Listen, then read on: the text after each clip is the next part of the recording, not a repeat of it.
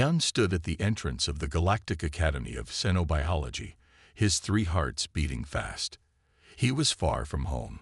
His blue skin felt dry in the artificial air of the space station. He gripped his datapad tightly as he watched aliens of all shapes and sizes walk past him.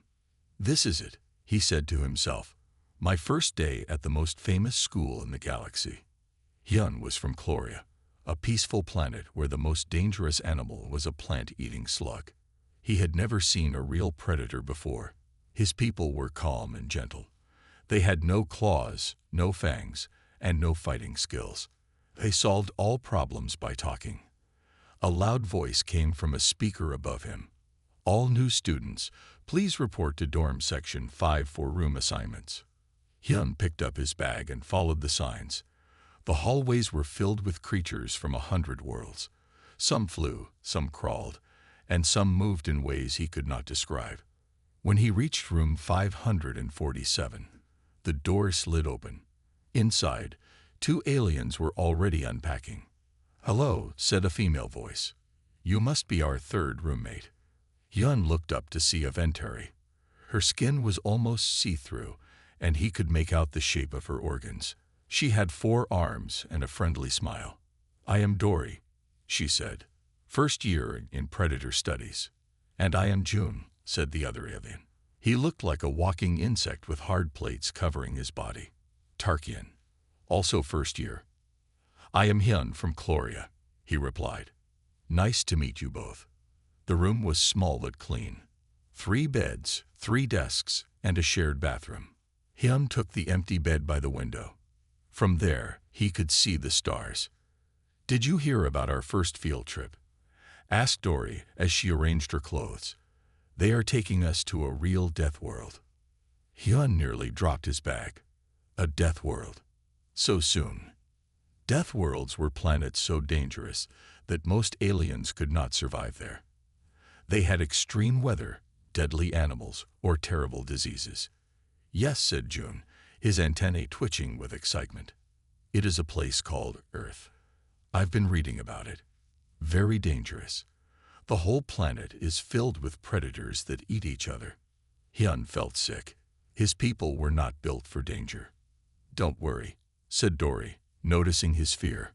"We will have protection suits and guides. No student has died on a field trip in almost 5 years." "That's not helping," said Hyun. A bell rang, signaling time for their first class. The 3 new roommates walked together to Lecture Hall 12. The room was huge, with seats for hundreds of students. At exactly noon, their teacher walked in. Dr. Ta was a tall, thin alien with gray skin and 6 eyes that blinked at different times.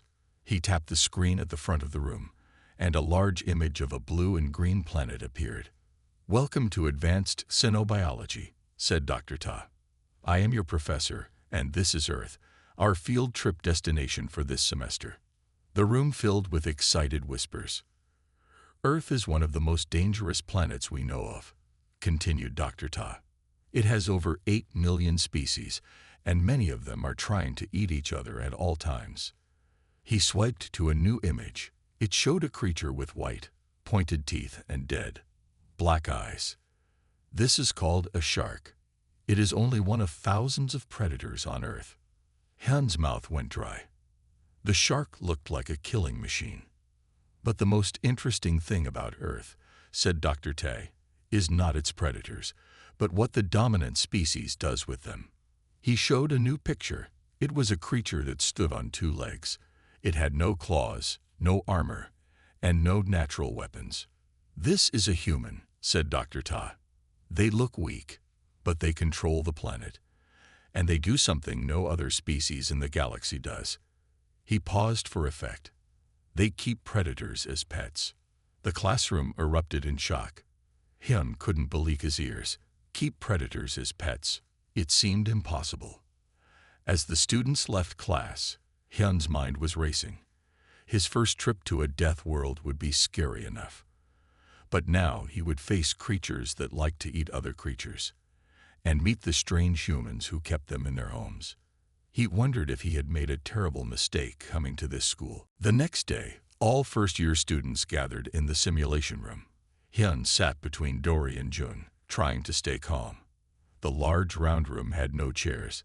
Instead, the floor was soft, and the walls could show images from any planet.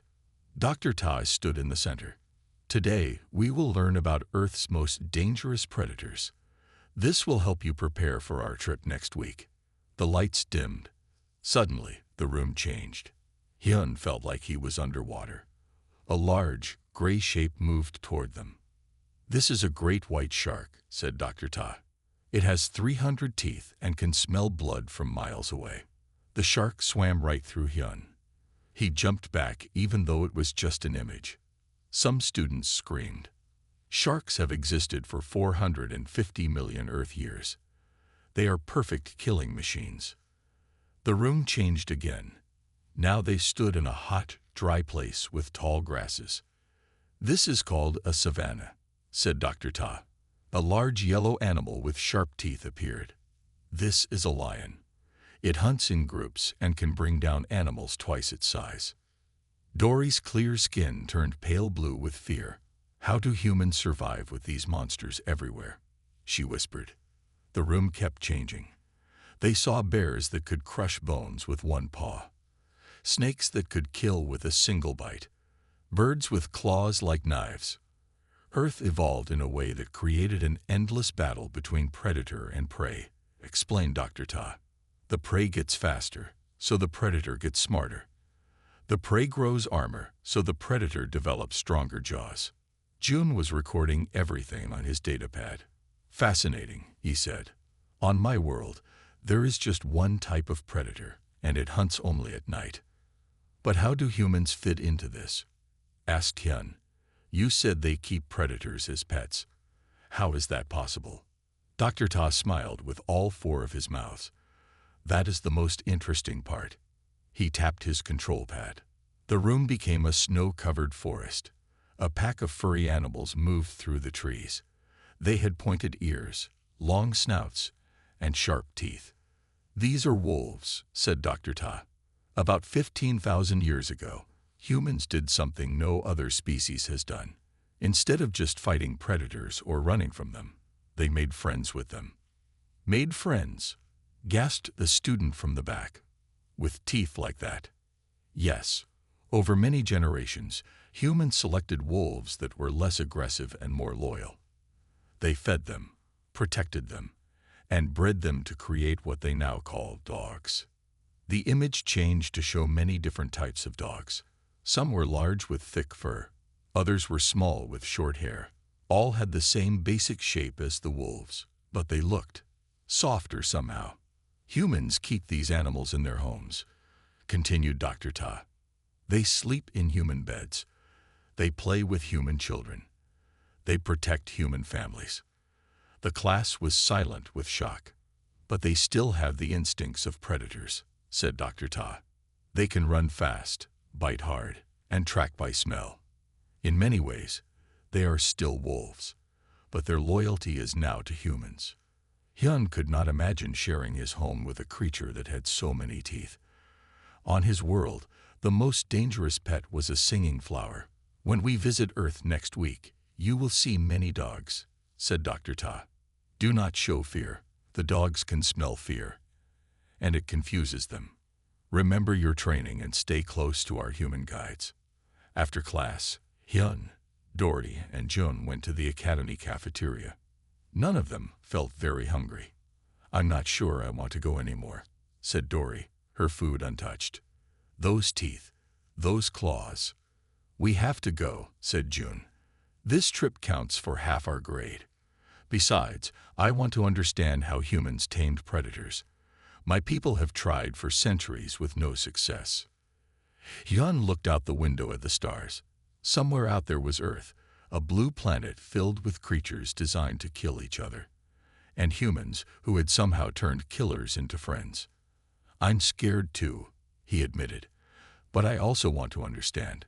How can something be both tame and deadly? Maybe there's a lesson for all of us there." That night, Hyun dreamed of teeth and claws, but he also dreamed of something new, a furry creature with a wagging tail. standing guard while he slept. The Academy ship landed smoothly at the Seoul Human-Alien Exchange Center. Hyun looked out the small window. Earth was so bright and colorful. The sky was blue, not purple like on his home world. And there were so many plants everywhere. "Remember your training," Dr. Ta told the 20 students as they prepared to exit the ship. "Earth's gravity is stronger than what most of you are used to. The air has more oxygen. Move slowly until your bodies adjust." Hyun put on his environmental suit. It was thin and clear, designed to help him breathe and move in Earth's conditions. The suit would also protect him from Earth's many germs and bacteria. "I can't believe we're actually here," whispered Dory. Her forearms were shaking slightly. "A real death world." "Stay together," instructed Dr. Ta. "Our human guide will meet us at the landing bay." The door opened, and Earth air rushed in. Even through his suit, Hyun could smell thousands of new scents. His 3 hearts beat faster. They walked down the ramp in a tight group. Waiting for them was a human male. He was taller than Hyun had expected, with dark hair and a wide smile that showed flat teeth.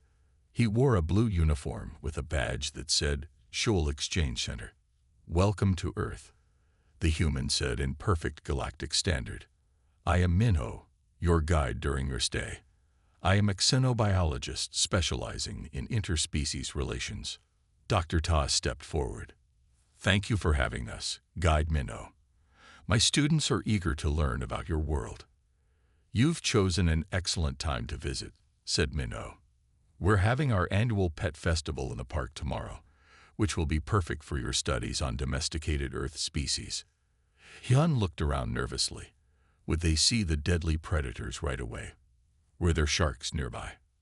"Your rooms are ready at our visitor center," continued Minho. "We've adjusted the temperature and air mixture to match your homeworlds as closely as possible." The students followed Minho through a long hallway with glass walls.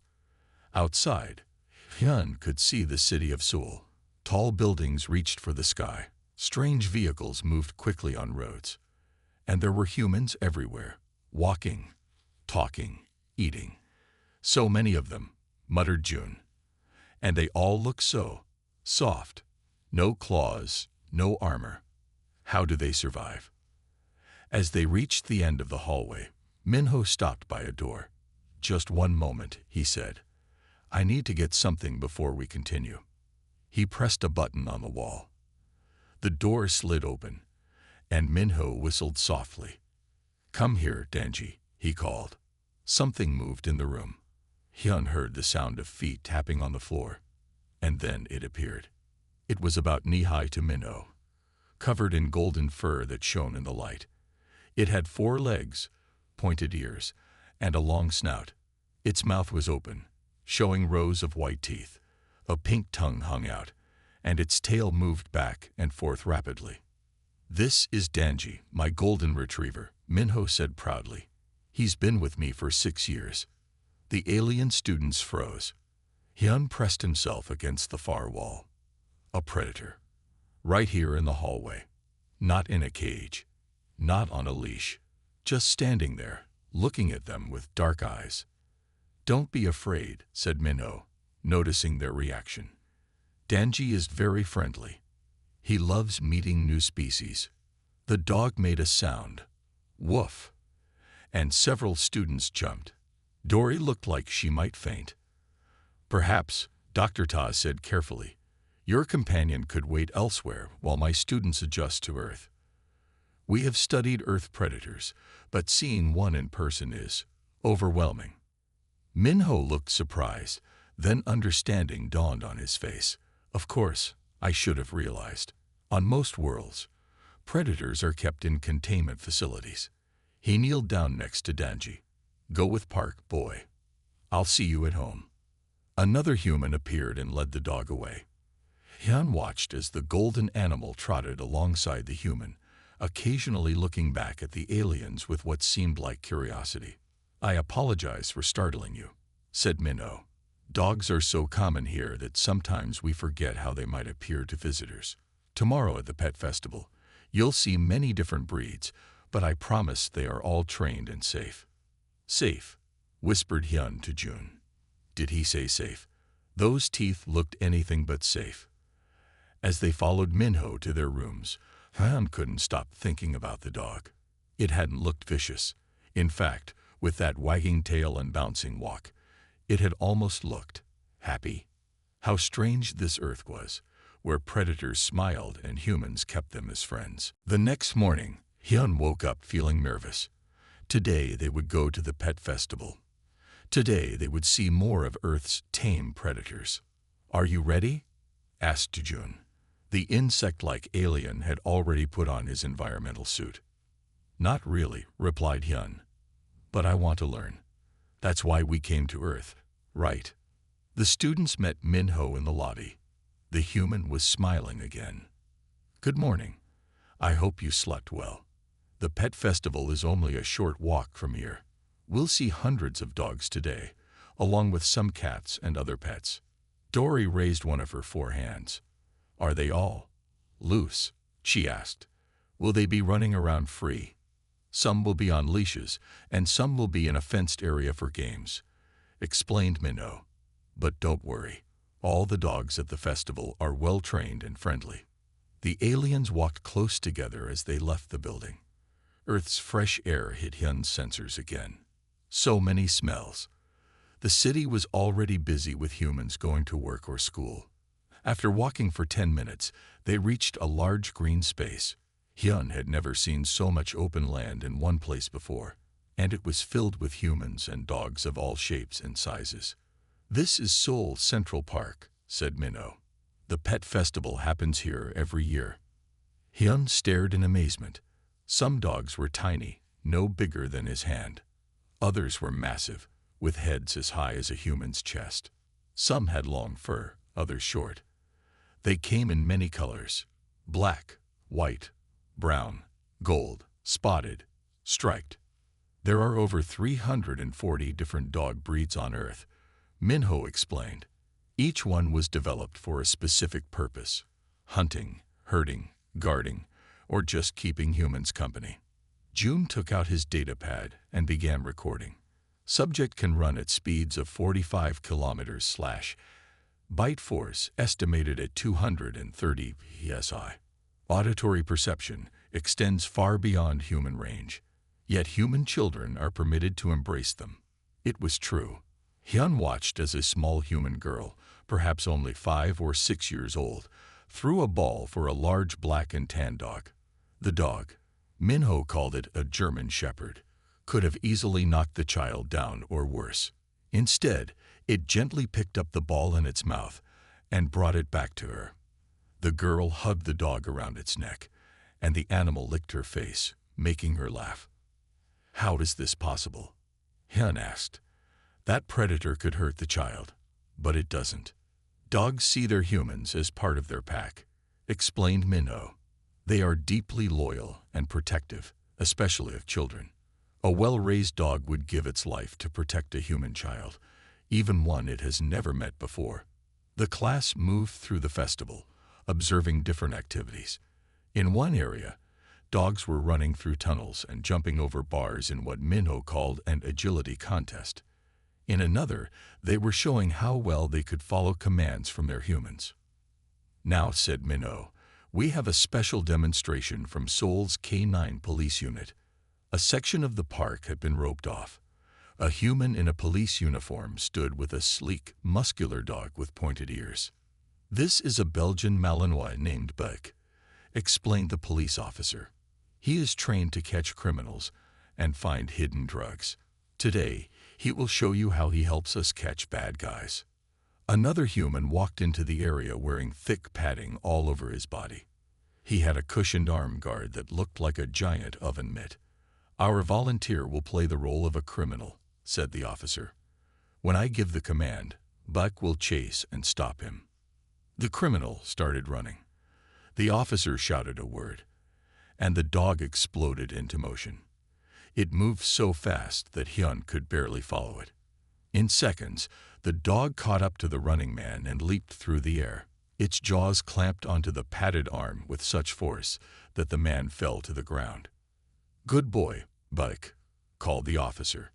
The dog immediately released its grip and trotted back, looking proud. Next to Hyun, Dory made a strange sound and collapsed. She had fainted. As Dr. Tai and Jun helped Dory, Hyun couldn't look away from the police dog. One moment it had been a fierce hunter, taking down prey twice its size. The next moment it was sitting calmly, wagging its tail as the officer patted its head. Tame, yet lethal, Hyun whispered to himself, just like Dr. Ta said. For the first time since arriving on Earth, Hyun felt more curious than afraid. After the pet festival, Dory was still shaky. The sight of the police dog taking down a human had been too much for her. Minho noticed this and suggested a change of plans. Perhaps we should visit somewhere calmer, he said. The Natural History Museum has a special exhibit right now called From Wolf to Woof, the evolution of man's best friend. It might help you understand dogs better. Dr. Ta agreed, and soon they were walking through the large stone building of the museum. It was cool and quiet inside. The walls were lined with displays of Earth's animals, both living and extinct. This way, said Minho, leading them to a special area of the museum. The exhibit began with a life-size model of a wolf. It looked like the dogs they had seen, but wilder, with sharper features and colder eyes. This is where dogs began, explained Minho. About 15,000 years ago, wolves and humans started to form a relationship. We're not sure exactly how it happened. He pointed to a display showing cave people sitting around a fire, with wolves lurking in the shadows nearby. Maybe wolves that were less afraid of humans scavenged food from human camps, Minho continued. Or maybe humans found wolf pups and raised them. But somehow, wolves and humans started living together.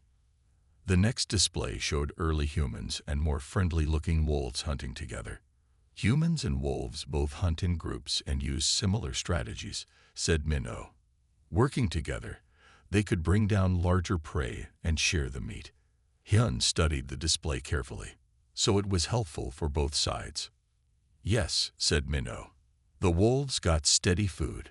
The humans got help with hunting and protection from other predators. Over thousands of years, humans began to breed wolves that were better at working with them. The exhibit showed how wolf pups were chosen for different traits, some for hunting, some for guarding, some for companionship. Each generation became more dog-like and less wolf-like. This is where things get really interesting, said Minho, stopping at a display about dog brains. Dogs evolved to understand human emotions and signals in a way no other animal can.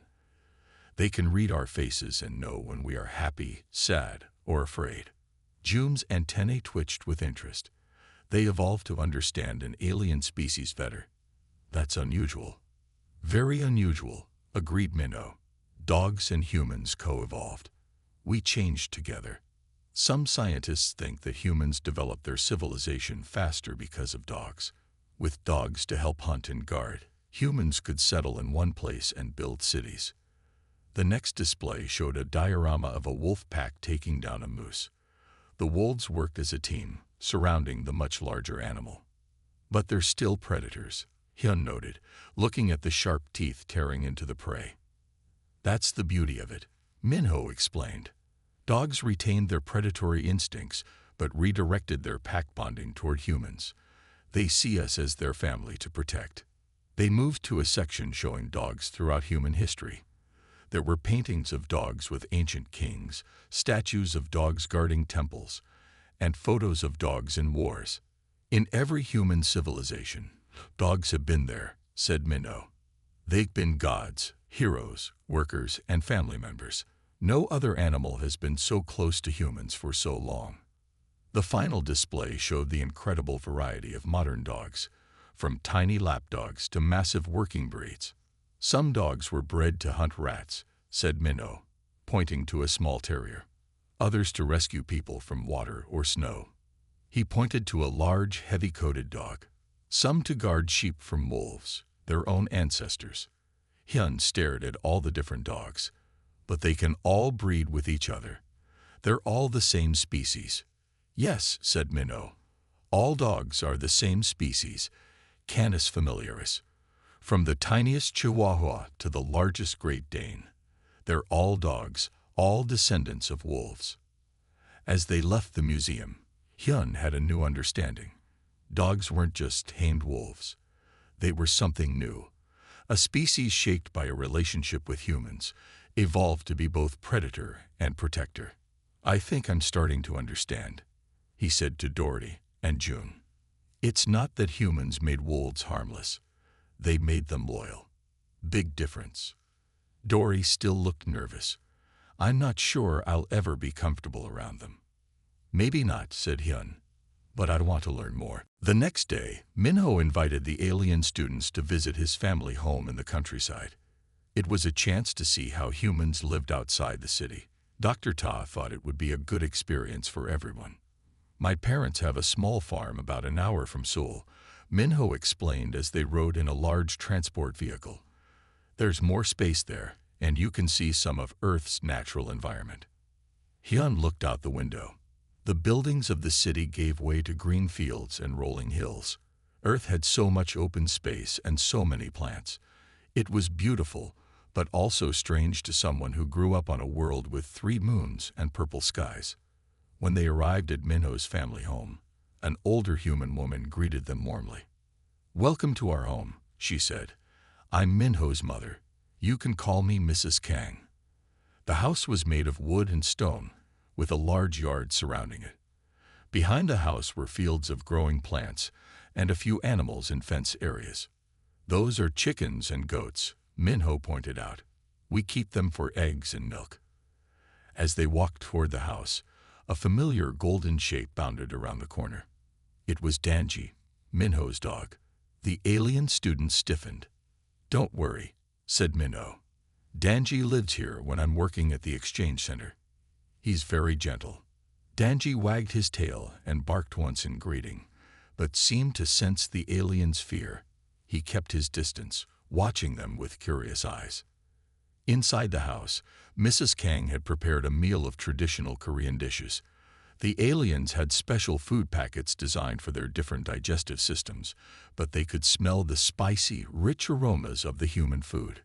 Please, sit and be comfortable, said Mrs. Kang. Minho has told us all about your visit. They sat around a large wooden table. Danji lay in the corner of the room, still watching the aliens. Hyun found himself glancing at the dog often. He was still cautious, but no longer terrified. After learning about dogs at the museum, he felt more curious than afraid. As they ate, Minho's father joined them. He had been working in the fields and told stories about growing up on the farm.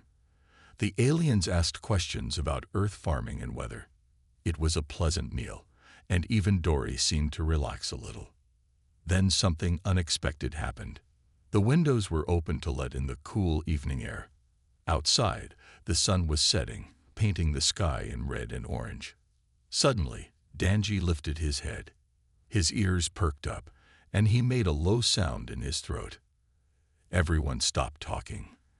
Danji stood up, his body tense. He walked slowly toward the window, growling.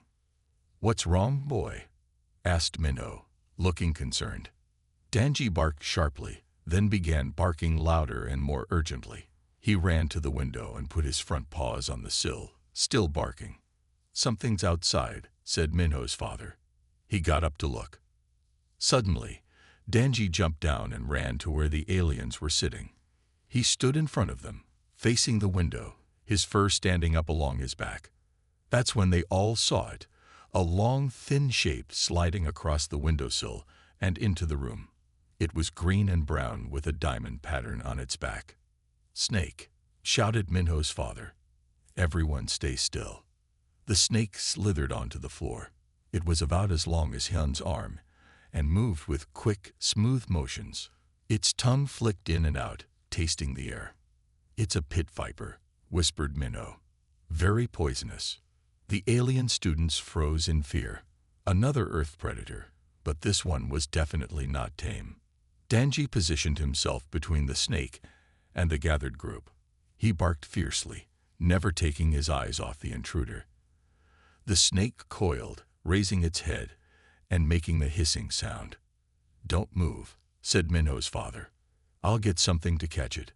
But before he could move, the snake lunged forward. Not at the people, but at Danji. The dog jumped back, still barking. The snake struck again, but Danji was too quick. Minho's father returned with a long stick that had a hook on the end. With careful movements, he pinned the snake's head to the floor, then picked it up with the hook. "I'll take it far from the house and release it," he said, carrying the angry snake outside. When he was gone, everyone let out a breath of relief. Danji stopped barking and returned to Minho's side, still watching the window carefully. "Did the dog just save us?" asked Dory in disbelief. "He was protecting his pack," Minho explained simply. He kneeled down and hugged Danji, who wagged his tail and licked Minho's face. Hyun stared at the dog with new eyes. One Earth predator had just protected them from another Earth predator. It was something he had never imagined possible. That night, after returning to their quarters at the exchange center, Hyun couldn't sleep. His mind kept replaying what had happened at Minho's family home. The snake, the danger, and Danji, the golden dog, standing guard between them and harm. He got out of bed and turned on his datapad. The soft blue light filled the small room. Dory and Jun were sleeping, but Hyun had work to do. He started typing. Predator Paradox, Earth's Domesticated Hunters. This would be his research paper for Dr. Taz's class, the paper all students had to write after their field trip. But for Hyun, it was now more than just an assignment. He truly wanted to understand this strange thing that humans had done, making allies of predators. Hyun worked through the night. He organized all the data they had collected so far, the different breeds of dogs, their physical abilities, their history with humans. As the Earth sun began to rise outside his window, Jun woke up and found Hyun still working. "You haven't slept," said Jun, his insect eyes blinking slowly. "I couldn't," replied Hyun. "There's something important here, something no other world has done." Jun looked at Hyun's work. "May I add some data?" he asked. "Of course." Jun connected his own data pad to Hyun's.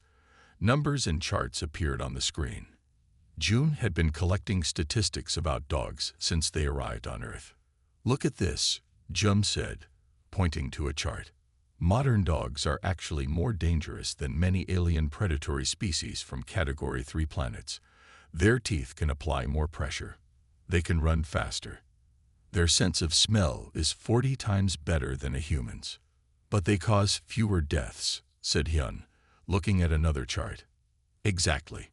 Despite their physical abilities, dogs rarely harm humans. Their deep genetic and social conditioning to protect rather than harm humans overrides their predatory instincts in most cases." Later that morning, Dory joined them. At first, she was still nervous talking about dogs, but she had been thinking too. "I have an observation to add," she said. "Earth's evolutionary path is unusual. Most worlds we know have predators and prey that simply compete against each other. But Earth created predators that form social bonds. Wolf packs, lion prides, orcapods. And humans took advantage of that," said Hyun, typing quickly. "They joined the social structure of wolves, becoming part of their pack. Then they shaped that relationship through breeding." The three friends worked together all day. Minho brought them meals and answered more questions about dogs. By evening, they had a complete first draft of their paper. "Listen to this conclusion," said Hyun, reading from his datapad. "The human-canine bond represents a unique approach to survival on a class-death world. Instead of only developing better weapons or stronger defenses against predators, humans formed alliances with them. This symbiotic relationship gave both species advantages they could not have achieved alone." "Good," said Jun. "But add this. This strategy may explain humanity's rapid development compared to other intelligent species. With dogs to help hunt, herd, and guard, early humans could focus on developing technology and building civilization." Dory suggested another point.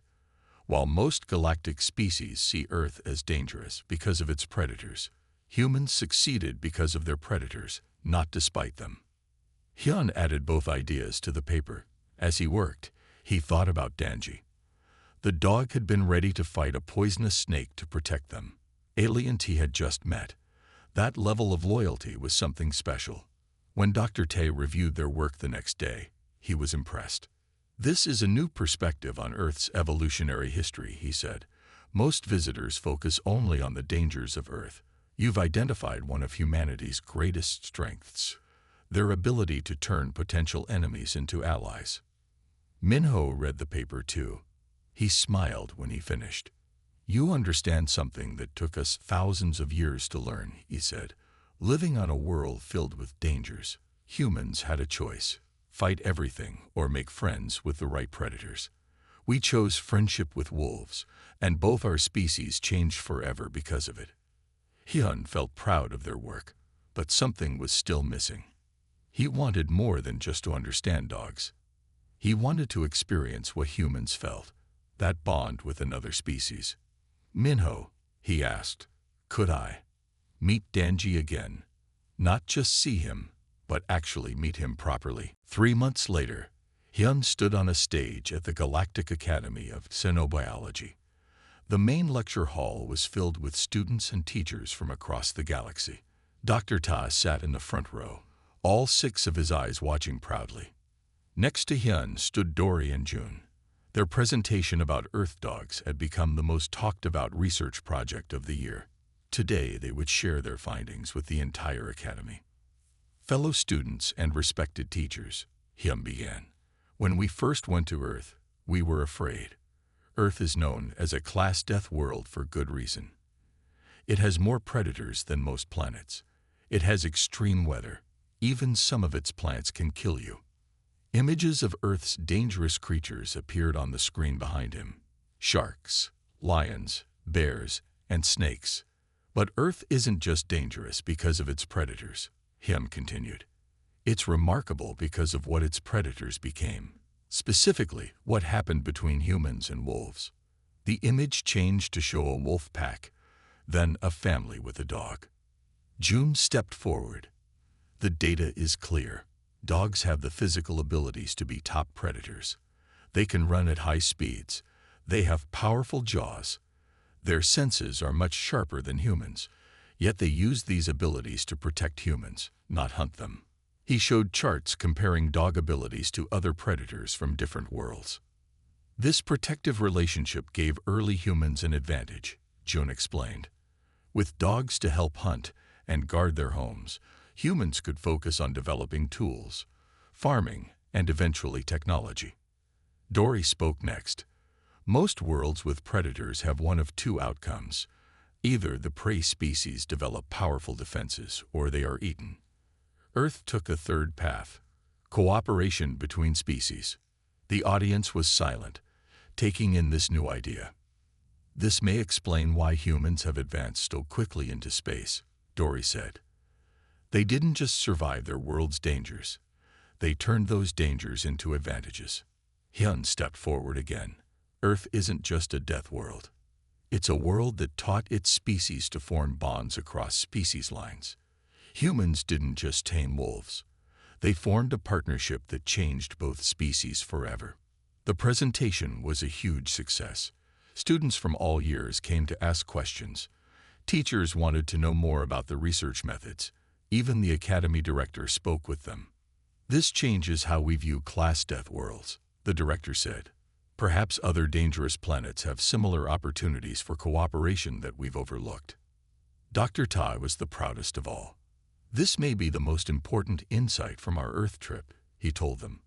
"Not just documenting Earth's dangers, but understanding Earth's solutions." But Hyun had saved the biggest surprise for last. "We have one more announcement," he said. "With permission from Academy authorities and help from our friend Minho, we've arranged for a therapy dog program here at the Academy." The doors at the back of the hall opened. Minho walked in with 3 dogs on leashes: a golden retriever, a fluffy white small dog, and a calm black Labrador. Several human handlers accompanied them. There was immediate panic. Some students jumped on chairs. Others ran for the exits. A few froze in fear. "Please stay calm," said Hyun. "These dogs are specially trained to be gentle. They will approach only those who wish to meet them." Over the next hour, a remarkable thing happened. One by one, curious students approached the dogs. The handlers showed them how to offer their hands for the dogs to sniff, how to pet gently, and how to read dog body language. By the end of the session, even some of the most fearful students had touched a dog. Some even took pictures with them. The dogs were patient and friendly with every alien they met. Later, as Minho prepared to take the dogs back to Earth, Hyun thanked him. "You've changed how our galaxy sees Earth," said Hyun. "Not just as a dangerous planet, but as a place that found a different way to deal with danger." "Will you visit again?" asked Minho. "Actually," said Hyun, "I've already submitted my application for an extended research position on Earth." He looked at the golden retriever that so resembled Danji. The dog wagged its tail at him, "And I'm considering adopting a dog of my own." As the Earth ship departed, Hyun looked out at the stars. Thanks to dogs, he no longer saw Earth as a death world. He saw it as a world that had learned something the rest of the galaxy needed to know. Sometimes the best response to danger isn't to fight it or run from it. Sometimes you make it your friend.